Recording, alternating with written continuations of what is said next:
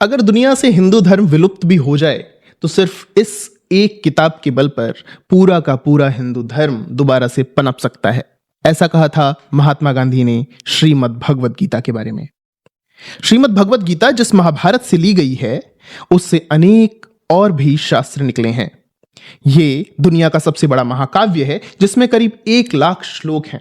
महाभारत की शुरुआत में खुद वेद व्यास जी भी कहते हैं कि इसमें धर्म, अर्थ, काम, मोक्ष, धनुर्वेद, आयुर्वेद, नीति शास्त्र, जितना भी आज तक का ज्ञान है सब कुछ लिख दिया गया है।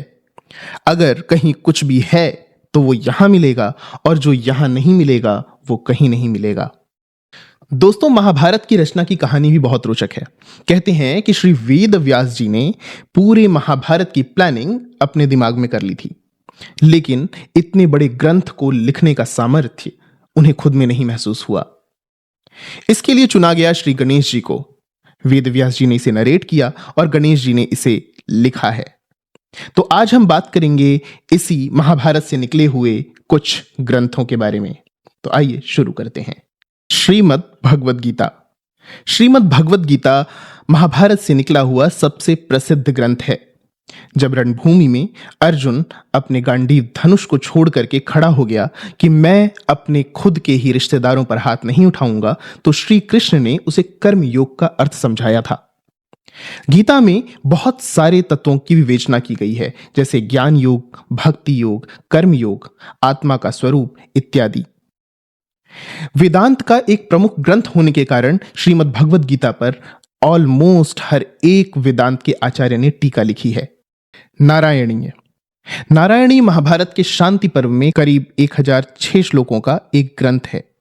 इसमें भगवान नारायण के गुणों का वर्णन किया गया है। इस कारण से यह भक्ति मार्ग का एक प्रमुख ग्रंथ माना जाता है। यह भी महाभारत का ही एक अंग है। अनुगीता। अनुगीता हमें महाभारत के अश्वमेधिक पर्व में प्राप्त होती है। यह भी श्री कृष्ण और अर्जुन के बीच का संवाद है। जब पहली गीता श्री कृष्ण ने अर्जुन को सुनाई थी उस समय वो युद्ध भूमि में थे और वो श्री कृष्ण से गीता पर बहुत डिटेल में चर्चा नहीं कर पाए थे। इसी कारण से अर्जुन ने श्री कृष्ण से एक बार फिर से उसी गीता को दोहराने के लिए कहा और इसमें बहुत डिटेल में ज्ञान, आत्मा के स्वरूप और विभिन्न प्रकार के युगों की चर्चा की गई है। विदुर नीति। महात्मा विदुर पांडवों और कौरवों के चाचा लगते थे। विदुर कौरवों की राजसभा में मंत्री भी थे। महात्मा विदुर बहुत ही नैतिक व्यक्ति थे और उनकी नीति की चर्चा दूर दूर तक थी। महाभारत के ही एक अंश को विदुर नीति जाना जाता है, जिसमें उन्होंने नीति के विभिन्न तथ्यों की बात की है। कणिका नीति। कणिका भी एक महामंत्री थे, लेकिन ये विदुर नीति से कणिका की नीति बहुत ही अलग है। कणिका नीति विदुर नीति की बिल्कुल विपरीत इस मायने में कही जा सकती है कि जहां विदुर नीति बहुत ही नीतिगत है, कणिका नीति में कूटनीति पर जोर दिया गया है। कणिका नीति में कणिका ये कहते हैं कि तुम अपने दुश्मन से बिल्कुल ऐसे बिहेव करो जैसे कि तुम कमजोर हो, लेकिन जैसे ही मौका मिले तुम दुश्मन को तुरंत परास्त कर डालो और उसे मार डालो।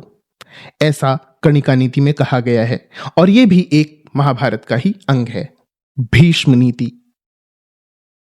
जब महाभारत का युद्ध समाप्त हो चुका था और युधिष्ठिर एम्परर यानी सम्राट बन चुके थे, उस समय सरसैया पर सो रहे भीष्म पितामह के पास वो मिलने गए।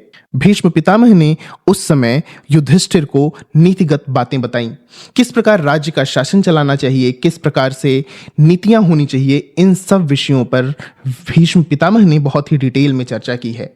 इसे ही भीष्म नीति के नाम से जाना जाता है। विष्णु सहस्त्रनाम और शिव सहस्त्रनाम। विष्णु सहस्त्रनाम और शिव सहस्त्रनाम शिव और विष्णु जी के हजार हजार नामों का संग्रह है। ये भी महाभारत में पाए जाते हैं। मार्कंडेय रामायण। क्या आपको मालूम है महाभारत में भी एक रामायण है? ये महर्षि मार्कंडेय ने पांडवों को सुनाई थी और इसे मार्कंडेय रामायण के नाम से जाना जाता है। तो इस प्रकार हमने चर्चा की उन कुछ ग्रंथों के बारे में जिनको महाभारत से लिया गया है। आपको हमारी ये वीडियो कैसी लगी हमें ज़रूर बताएं और फिर मिलते हैं हम अगली वीडियो में। तब तक के लिए नमस्कार।